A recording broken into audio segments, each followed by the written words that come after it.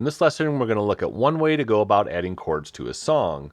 There are a lot of ways to approach writing chords, and some people actually do this first, even before writing a drum beat, so there is no right or wrong way, and only what makes the most sense for you and the type of music that you're creating. I'm going to make this a very practical example, so we're not going to spend too much time on music theory. The goal is for you to see how quick and easy it actually can be to get a chord progression going. Now let's stop all of our clips before we get going. And on our chord track, let's double click to make a new MIDI clip. And let's set it to 2 bars over here on the left. And let's launch it. And I'm also going to right click and set our grid to quarter note.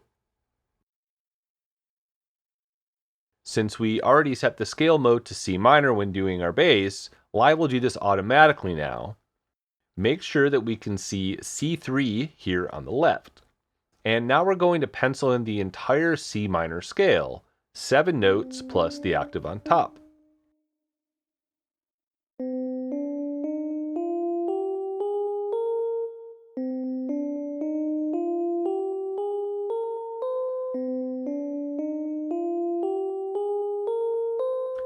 We can refer to each of these with a number that represents their position in the scale. The first, which is also known as the tonic, then the second, the third, the fourth, up to the 8th, which is also known as the octave.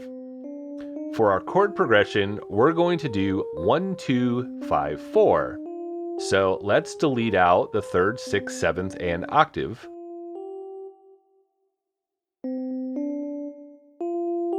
And then just for fun, let's select 4 and 5 and use reverse over here on the left.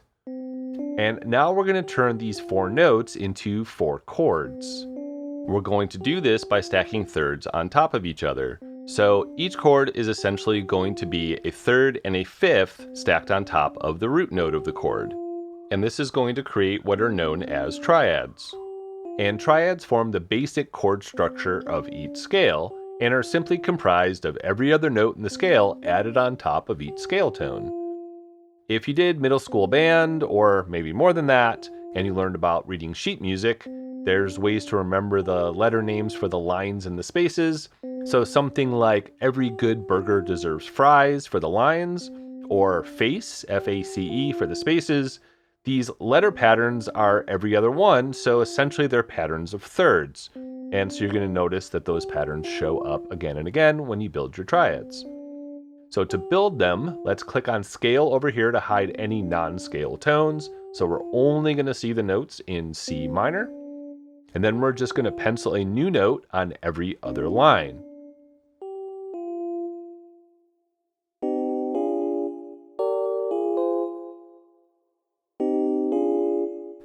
Okay, so let's check what we have against our rhythm section. I'm going to hit B to turn off draw mode, and then let's space these out a little bit.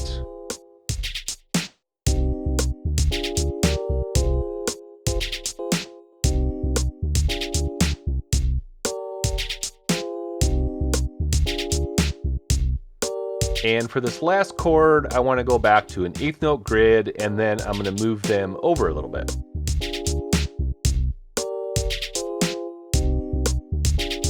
And then maybe let's select this first chord, and then I'm going to click on legato over here on the left. And let's do that again on the last one.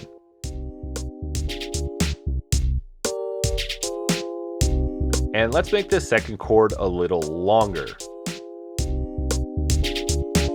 And now I think we should lower this D in this 3rd chord. So let's move it down an octave, and I'm going to select it and then press Shift down arrow.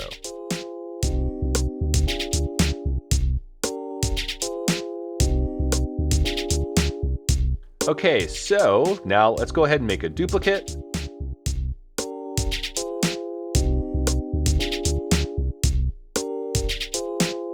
And now I'm going to deactivate the 2nd chord and the last chord in the first one of these clips.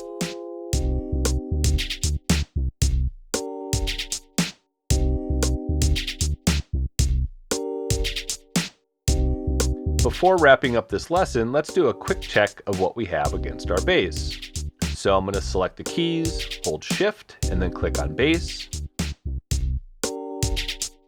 And then over here on the left, if we double click on the note names, Live will zoom in so we can see all of our notes on the screen at the same time.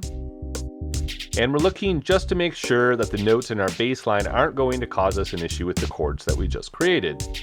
Normally the note D and C at the same time are going to be very dissonant, but in this case our chord is fading out by the time this D hits. And a little dissonance is often a good thing, and I think it sounds fine. What about the busier scene of these clips? I think this one sounds okay too. So this type of bass line allows us to get away with some things that wouldn't work if our bass notes were more sustained and less staccato, and we are always hitting notes in the chord while riding along the root of the scale. We'll make variations of all these clips once we start arranging in a few lessons from now. And now let's rename these clips so they make sense. So I think we're good to move on to writing a lead in the next lesson.